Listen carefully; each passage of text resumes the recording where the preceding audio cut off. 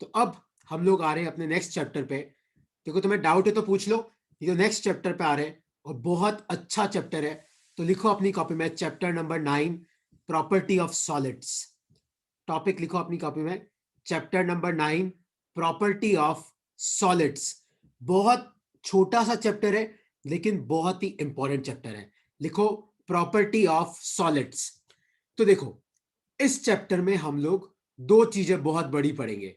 एक हम पढ़ेंगे स्ट्रेस क्या होता है, दूसरा हम पढ़ेंगे स्ट्रेन क्या होता है, और तीसरा हम पढ़ेंगे कि इन दोनों में रिलेशन क्या होता है ना। तो लिखो chapter number 9 property of solids. और इसमें सबसे पहला टॉपिक आप लिखो, सबसे पहला टॉपिक आप लिखो स्ट्रेस। सबसे पहला टॉपिक आप लिखो स्ट्रेस। इसको डिनोट करते सिग्मा से। ये सिक्स नहीं है, क्या चीज है ये सिग्मा। और स्ट्रेस होता क्या है, स्ट्रेस का जो डेफिनेशन है वो लिख लो अपनी कॉपी में, restoring force, restoring force per unit area.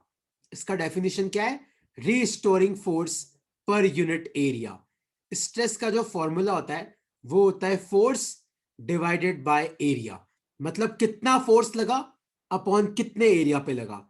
इसकी जो ऐसा यूनिट होती है वो होती है न्यूटन अपॉन मीटर स्क्वायर। और याद रखना स्ट्रेस एक स्केलर क्वांटिटी है। स्ट्रेस क्या है, स्केलर क्वांटिटी है। ऐसा यूनिट क्या होती है, newton upon metre square. Denote किससे करते हैं, सिग्मा से। फॉर्मूला क्या होता है, फोर्स अपॉन एरिया। और डेफिनेशन क्या होती है, restoring force per unit area. लिख लो इसको, लिख लो, बहुत आसान है। तुम्हें मतलब एक सेकंड में समझ में आ जाएगा सब कुछ। लिख लो, अलग अलग तरीके के स्ट्रेस होते हैं। तो लिखो अपनी कॉपी में, स्ट्रेस होता है आपका restoring force per unit area. इसका फॉर्मूला क्या होता है, फोर्स अपॉन एरिया। ऐसा यूनिट क्या होती है, न्यूटन अपॉन मीटर स्क्वायर। और याद रखना स्ट्रेस क्या है, स्ट्रेस एक स्केलर क्वांटिटी है। कौन सी क्वांटिटी है, स्केलर क्वांटिटी है। लिख लो अपनी कॉपी में, लिख लो।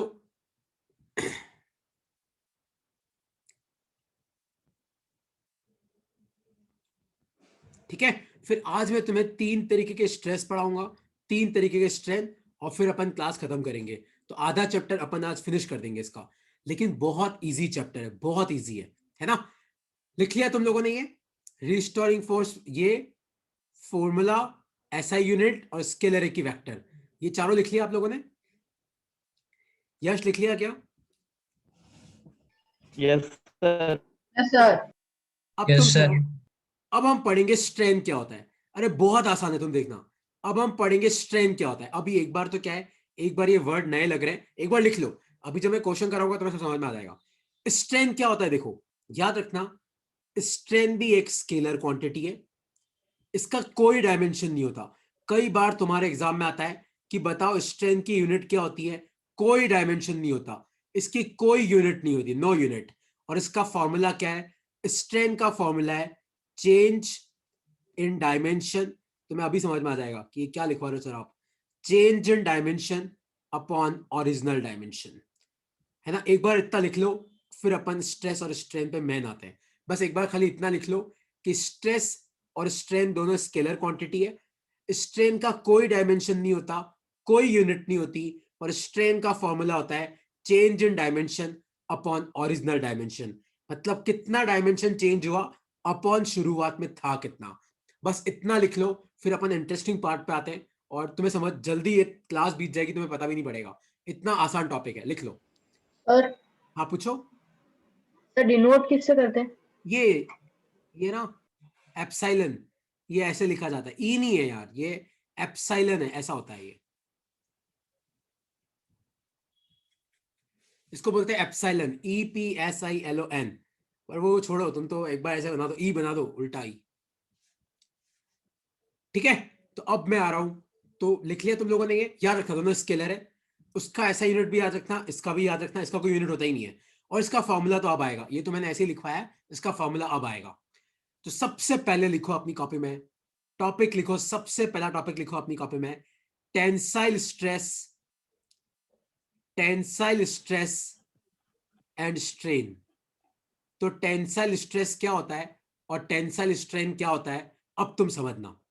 सपोज करो कि तुम्हारे पास ये एक बॉडी है, मान लो कि आपके पास ये एक बॉडी है, और सपोज करो कि इस बॉडी का ये वाला जो एरिया है, मान लो ये आपको ए दे रखा है, और मान लो इसकी लेंथ आपको दे रखी है एल, और आप क्या करो, सपोज करो आप दोनों तरफ फोर्स लगाओ एफ, इधर भी आप एफ लगाओ, इधर भी आप एफ लगाओ, तो तुम थोड़ी देर के बाद देखना तो इस बॉडी की जो लंबाई है वो थोड़ी बढ़ जाएगी।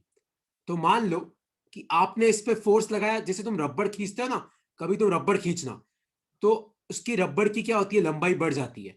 तो मान लो कि अब इसकी लेंथ कितनी हो गई, एल प्लस डेल एल। तो डेल एल का मतलब क्या है, डेल एल का मतलब है increase in length. Del L का मतलब क्या है, इंक्रीज इन लेंथ। और मान लो ये वाला एरिया आपको ए दे रखा है, तो ध्यान से देखना यहां पे स्ट्रेस क्या होगा, यहां पे स्ट्रेस होगा कितना फोर्स लगाया अपॉन कितने एरिया पे लगाया। तो ये तो आपका स्ट्रेस हो गया। और स्ट्रेन क्या होगा, सब ध्यान से देखना, पहले आपकी लेंथ कितनी थी एल, अब कितनी हो गई एल प्लस डेल एल। तो कितना चेंज हुआ देखो, पहले एल थी, अब एल प्लस डेल एल। तो डेल एल मतलब चेंज इन डायमेंशन, और ओरिजिनली कितना था एल। तो ये आ गया आपका टेंसाइल स्ट्रेस। याद रखना टेंसाइल स्ट्रेस के केस में लेंथ इंक्रीज करती है, लेंथ इंक्रीजेस, और दूसरा सबसे important concept, force is perpendicular to area. आप जो फोर्स लगाते हो ना, ध्यान से देखो वो एरिया के परपेंडिकुलर है। ध्यान से देखो आप जो फोर्स लगा रहे हो वो क्या है, एरिया के परपेंडिकुलर। तो सब ध्यान से सुनना, टेंसाइल स्ट्रेस एंड स्ट्रेन। तो अगर आप किसी बॉडी पे दोनों तरफ फोर्स लगाओगे तो होगा क्या, इसकी लेंथ बढ़ जाएगी। तो इसको बोलते हैं टेंसाइल स्ट्रेस। स्ट्रेस कितना है, आपने कितना फोर्स लगाया अपॉन कितने एरिया पे लगाया। तो आपको खाली ये वाला एरिया लेना है, ये वाला इधर वाला एरिया, दोनों सेम ही होंगे। और स्ट्रेन क्या होगा, कितनी लेंथ चेंज हुई अपॉन ओरिजिनल लेंथ कितनी थी। लिख लो अपनी कॉपी में। और याद रखना टेंसाइल स्ट्रेस के केस में आपकी लेंथ बढ़ जाती है, पर आपका जो फोर्स होता है वो एरिया के परपेंडिकुलर होता है। The force is perpendicular to the area. लिख लो अपनी कॉपी में, लिख लो इसको, आपका जो फोर्स है that is perpendicular to the area. लिख लो अपनी कॉपी में। अब्दुल कोई डाउट है, यश चारू कोई डाउट है तो पूछो।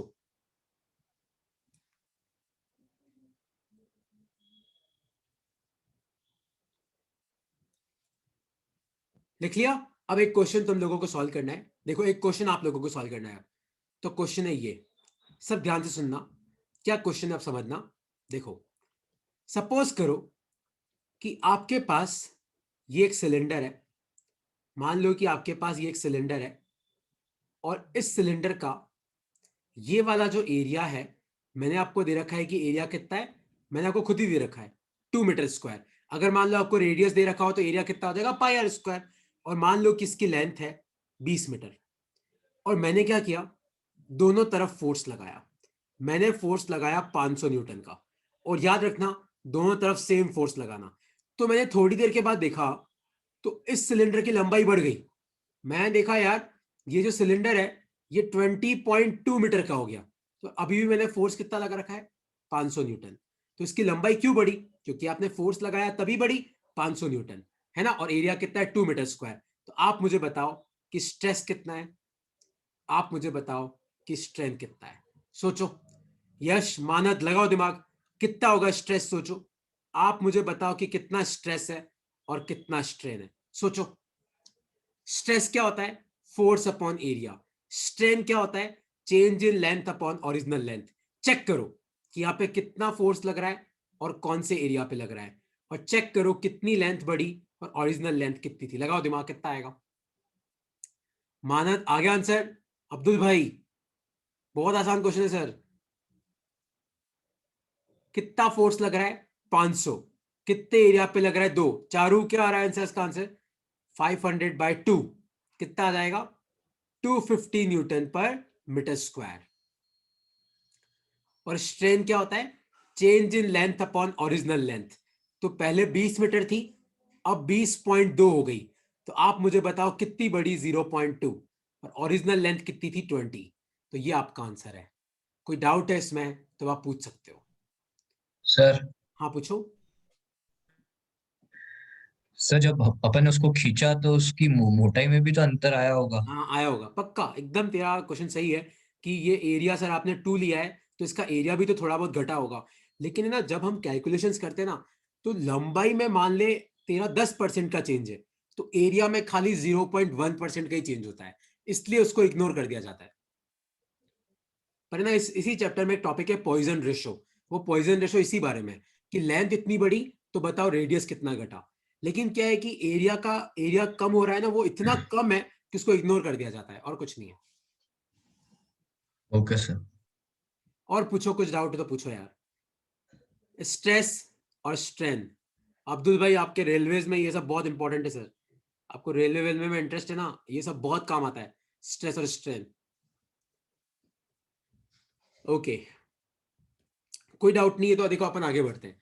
कोई डाउट है चारू, कोई डाउट है तो पूछ लो कि कैसे निकाला मैंने, क्या निकाला। लेकिन याद रखना, यहां पे आपका फोर्स क्या था, परपेंडिकुलर टू द एरिया। ध्यान से देखो, आप फोर्स लगा रहे हो ऐसे, आपका एरिया है ऐसे, परपेंडिकुलर। ठीक है, तो नेक्स्ट टॉपिक लिखो अपनी कॉपी में। नेक्स्ट टॉपिक लिखो compressive stress and strain. Next topic लिखो कंप्रेसिव स्ट्रेस एंड स्ट्रेन। अब ये क्या होता है, अब तुम समझना। सपोज करो कि आपके पास, मान लो कोई सिलेंडर है, कुछ भी हो सकता है और मैं सिलेंडर लेता हूं वैसे ही। मान लो कि ये कोई बॉडी है और मान लो कि इसकी लेंथ है एल, और मान लो कि इसका एरिया ऑफ क्रॉस सेक्शन है वो आपको दे रखा है ए। और सपोज करो कि अब आप इसको क्या कर रहे हो, अब आप इसको देखो दोनों तरफ कंप्रेस कर रहे हो। और मान लो कि मैंने थोड़ी देर के बाद देखा, तो मैं देखा यार इसकी जो लंबाई है वो घट गई, क्योंकि अगर आप दोनों तरफ से कंप्रेस करोगे तो लंबाई घटेगी ना। कितनी हो गई, एल माइनस डेल एल। पहले एल थी, एल माइनस डेल एल। और एरिया अभी भी उतना ही है। और आपने फोर्स कितना लगाया, आपने फोर्स लगाया एफ। अब तुम ध्यान से देखना, आपका फोर्स उल्टा लग रहा है। पहले फोर्स बॉडी को खींच रहा था, अब आपका फोर्स बॉडी को दबा रहा है, तो अभी भी स्ट्रेस तो उतना ही होगा। कितना होगा, फोर्स अपॉन एरिया। स्ट्रेन भी उतना ही होगा, कितना होगा, change in length upon original length. आपको प्लस माइनस नहीं लगाना है, आपको सिर्फ वैल्यू पुट करनी है। दोनों फॉर्मूले सेम है, लेकिन बस कंसेप्ट में डिफरेंस आ गया। यहां पे भी एक बात याद रखना, आपका जो फोर्स है it is perpendicular to area, तो force is perpendicular to area. लेकिन यहां पे एक डिफरेंस है, यहां पे आपकी जो लेंथ है वो इंक्रीज नहीं करती है, क्या करती है, डिक्रीज करती है। तो टेंसाइल स्ट्रेस में तो लेंथ बढ़ती है, कंप्रेसिव स्ट्रेस में क्या होती है, लेंथ घटती है। लिख लो अपनी कॉपी में, लिख लो इसको, लिख लो कंप्रेसिव स्ट्रेस और स्ट्रेन, लिख लो अपनी कॉपी में।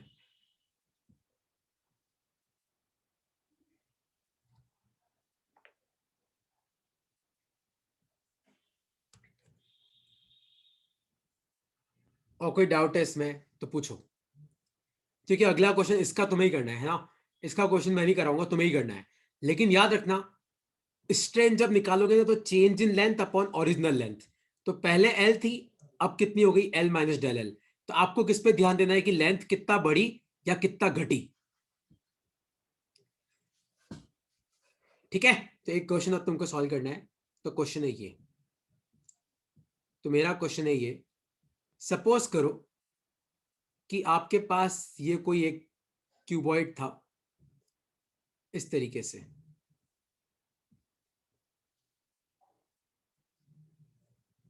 और मान लो कि ये 6 मीटर है, ये 4 मीटर है, और ये 10 मीटर है। सेम इधर भी 6 मीटर और 4 मीटर। मान लो मैंने इधर से भी फोर्स लगाया, सपोज करो कितने का लगाया, मान लो मैंने लगाया 240 न्यूटन का, और मैंने उधर से भी लगाया 240 न्यूटन का।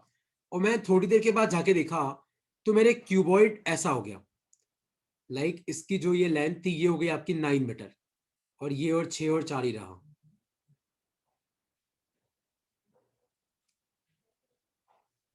तो ये हो गया तुम्हारा 9 मीटर, ये तो 6 मीटर ही था, ये 4 मीटर ही था। और अभी भी आपने कितना फोर्स लगा रहा है, 240 न्यूटन का, दोनों तरफ से। तो अब आप मुझे बताओ, इस क्वेश्चन में तुम दिमाग लगाओ कि स्ट्रेस कितना होगा और स्ट्रेन कितना होगा। लगाओ दिमाग, सोचो, अब लगाओ दिमाग कितना होगा। क्योंकि यहां पे आपको देखना पड़ेगा कि आपका फोर्स कौन से एरिया पे लग रहा है। और चेक करो पहले ये लंबाई 10 मीटर थी, बाद में ये 9 मीटर हो गई, तो चेक करो कि यहाँ पे स्ट्रेन कितना आएगा। सोचो।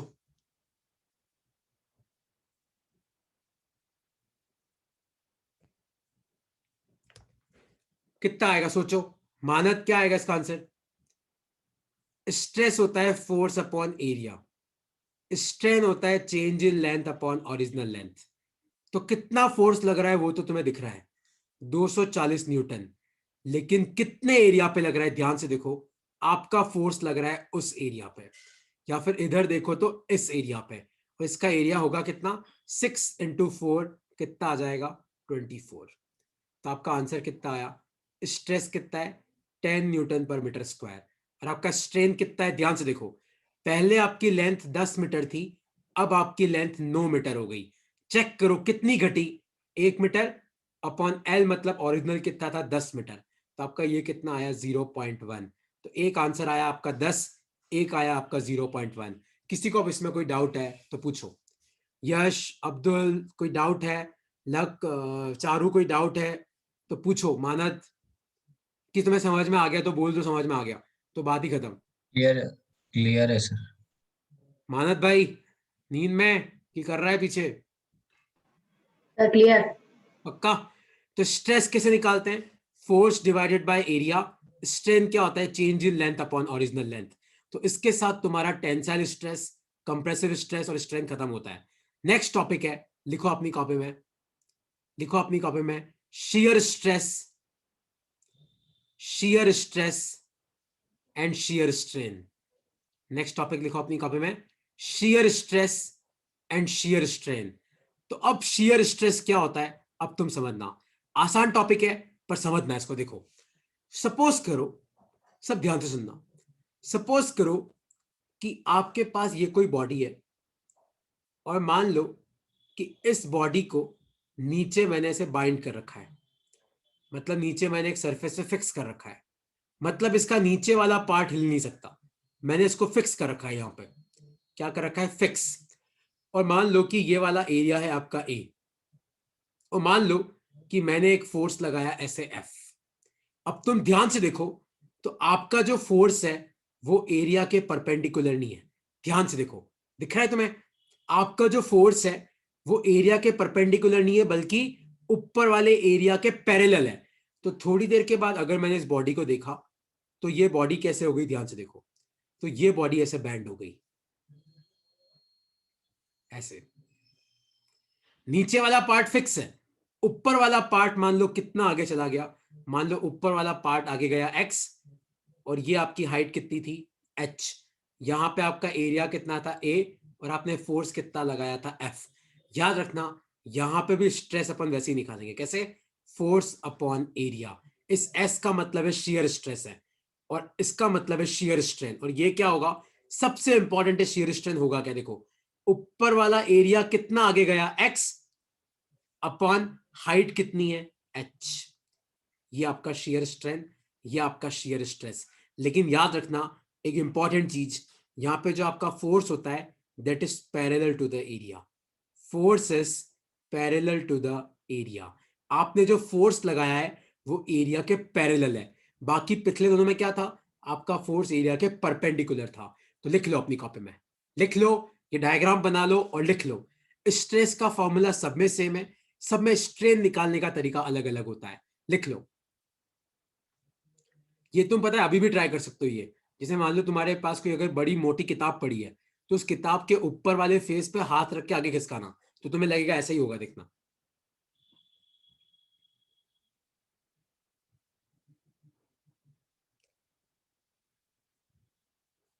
लिख लो।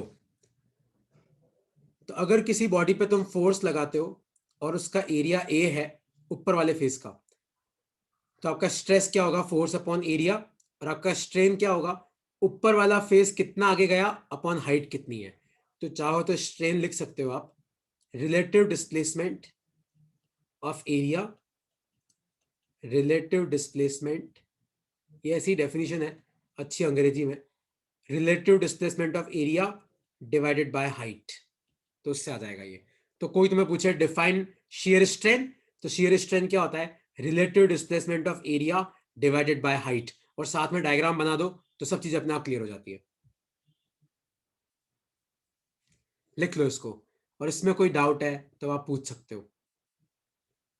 इसमें कोई भी डाउट है तो आप पूछ सकते हो, नहीं तो एक न्यूमेरिकल तुम्हें ही करना है इसका।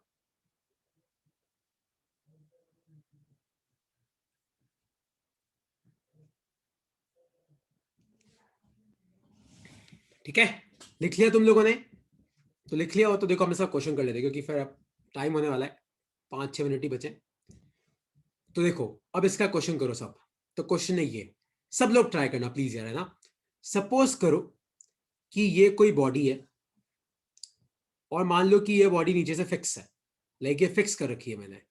इसका जो ऊपर वाला एरिया है मैंने आपको दे रखा है 5 मीटर स्क्वायर, और ये हाइट मैंने आपको दे रखी है 10 मीटर। और मैंने क्या किया, मैंने इसके ऊपर वाले फोर्स पे आगे की तरफ 50 न्यूटन का फोर्स लगाया, और मैं थोड़ी देर के बाद देखा तो मेरी बॉडी ऐसे हो गई, समथिंग लाइक दिस। और मैं देखा यार ये बॉडी आगे चली गई 0.5 मीटर से। हाइट अभी भी आपकी कितनी है, हाइट आपकी है 10 मीटर, और आपने कितना फोर्स लगाया, आपने फोर्स लगाया 50 न्यूटन, और एरिया कितना था 5 मीटर स्क्वायर। तो आप मुझे बताओ, देखो एग्जाम में क्वेश्चन कैसा आता है, find the value of stress, फिर आपको बताना आता है कि what is the type of this stress. तो आप मुझे बताओ ये कौन सा स्ट्रेस है, टेंसाइल है, कंप्रेसिव है कि शियर है, ये आपको देख के पता पड़ेगा, है ना। तो एक तो आप मुझे शियर स्ट्रेस निकाल के बताओ, और एक आप मुझे शियर स्ट्रेस निकाल के बताओ। चेक करो क्या आएगा इन दोनों के आंसर। सोचो क्या आएंगे, लगाओ दिमाग।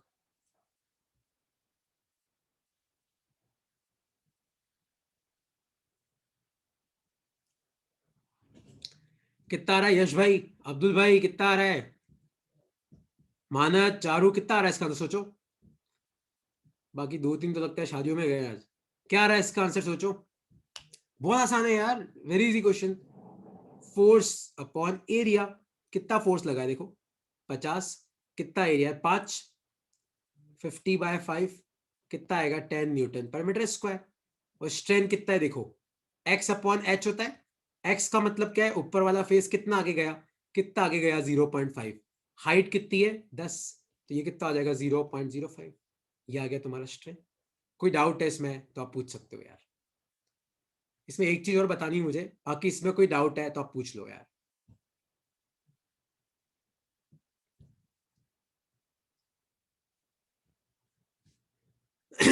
कोई डाउट है कि आसान लग रहा है? मैं तुम्हें क्या कहता है, चैप्टर बहुत आसान है, बस ये कल भी ऐसे ही चलेगा और चैप्टर खत्म भी हो जाएगा बस। कोई डाउट है तो पूछो। क्लियर है सर। हाँ एक चीज मैं बताना भूल गया था, ये देखो लिख लो। सपोज करो कि ये वाला एंगल थीटा है, तो आप मुझे बताओ टेन थीटा कितना होगा। टेन थीटा क्या होता है, परपेंडिकुलर अपॉन बेस।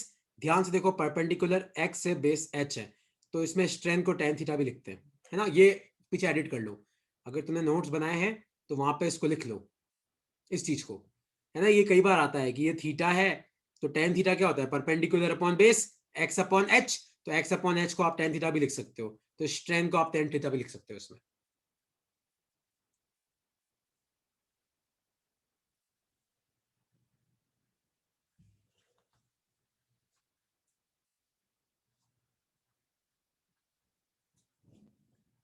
ठीक है, बस एक लास्ट स्ट्रेस स्ट्रेन और बाकी है, सबसे लास्ट वाला, वो देख लो, सबसे आसान वही है।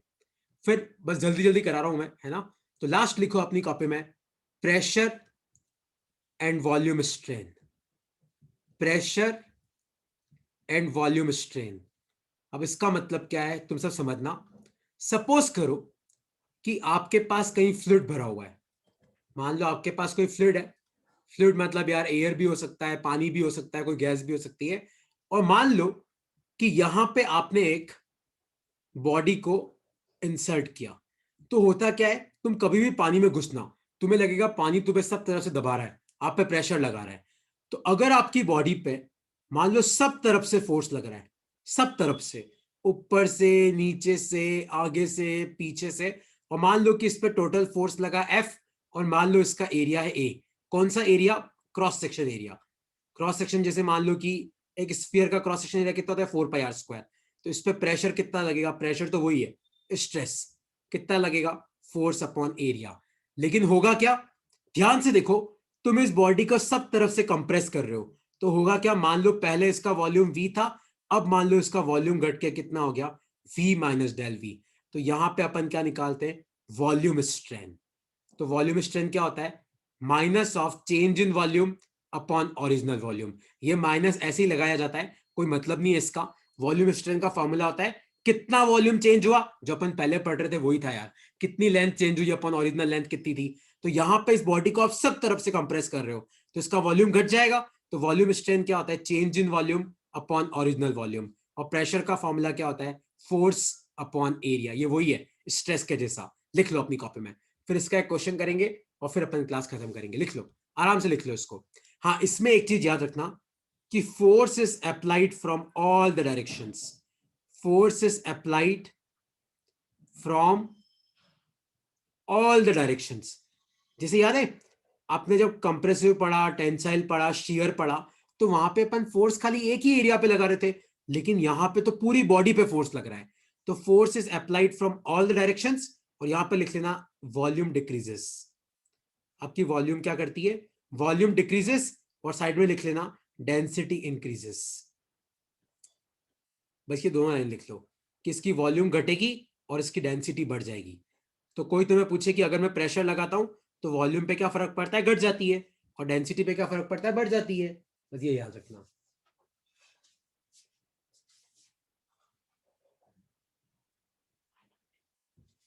लिख लो इसको, ठीक है। तो अब तक अपन ने कितने स्ट्रेस पढ़े, 4। स्ट्रेन भी कितने पढ़े, 4। किसी को इन चारों में कोई डाउट है तो पूछो। इसका एक न्यूमेरिकल करा रहा हूं, फिर अपन खत्म करेंगे।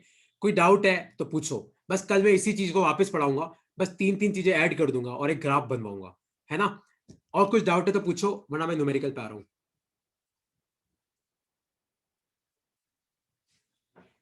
ठीक है, तो मैं न्यूमेरिकल पे आ रहा हूं कि टाइम कम बचा है, इसलिए सब ध्यान से देखना।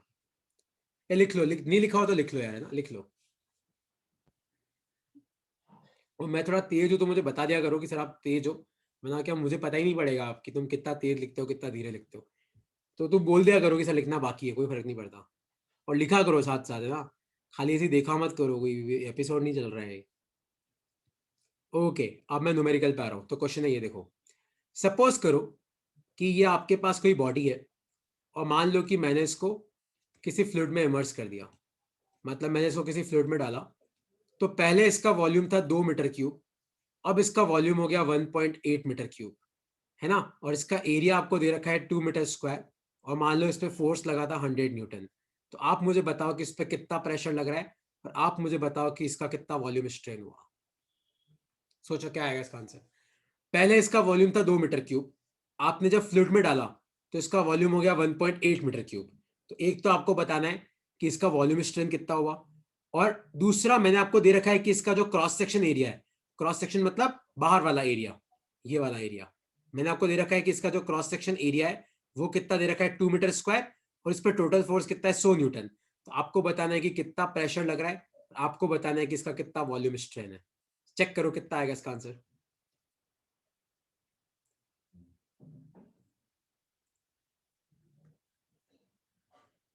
तो प्रेशर तो हो जाएगा 100/2, कितना आ जाएगा, 50 न्यूटन पर मीटर स्क्वायर। और वॉल्यूम स्ट्रेंथ कितना होगा, चेक करो। वॉल्यूम स्ट्रेंथ क्या होता है, चेंज इन वॉल्यूम। तो पहले 2 मीटर क्यूब था, अब 1.8 हो गया, तो कितना चेंज हुआ, 0.2। और ओरिजिनल वॉल्यूम कितना था, 2। तो ये कितना आ जाएगा, 0.1। ये आपके दोनों आंसर है। अब आपको कोई डाउट है तो आप मुझे पूछ सकते हो। तो आज मैंने तुम्हें क्या पढ़ाया, tensile stress, compressive stress, shear stress, pressure. Strain कौन से पढ़ाए, पहले वाले दो, फिर शियर स्ट्रेन पढ़ाया, फिर आपको वॉल्यूम स्ट्रेन पढ़ाया। चारों में डिफरेंस तुम्हें पता होना चाहिए। सब में स्ट्रेस का फॉर्मूला सेम है, सब में स्ट्रेन का फॉर्मूला अलग अलग है। किसमें फोर्स कैसे लगता है एक दिमाग में फिट कर लेना। और क्लास के शुरुआत में मैंने पढ़ाया था वेटलेसनेस। अब कोई डाउट है तो आप पूछो यार। यश, कोई डाउट है तो पूछो। मानद भाई, अब्दुल भाई, चारू बहन, सब समझ में आया कि नहीं समझ में आया आज, क्लियर है सर। क्लियर है। तो नेक्स्ट क्लास में अपन यस हुक्स लॉ सर। पढ़ेंगे। हुक्स लॉ, और 3 मॉड्यूलस ऑफ इलास्टिसिटी है, और एक ग्राफ है, सिंपल सा छोटा सा ग्राफ है। बस ये चैप्टर खत्म हो जाएगा। बहुत छोटा चैप्टर है पर बहुत स्कोरिंग है ना। और कोई डाउट है तो पूछो, वरना ये रिकॉर्डिंग भेज दूंगा मैं तुम्हें। सर और मुझे भेज देगा रिकॉर्डिंग, थैंक यू सर। हाँ रिकॉर्डिंग में भेज दूंगा, नोट्स भी मैं भेज दूंगा तुम्हें, ठीक है। और तो इसकी तो शीट क्या होगी, शीट मैं कल ही भेजूंगा तुम्हें। आज तो इसकी तो कोई शीट होगी नहीं, कल मैं तुम्हें भेज दूंगा चैप्टर की शीट, ठीक है। चलो ओके यार, बाय बाय, टाटा टाटा। Thank you sir.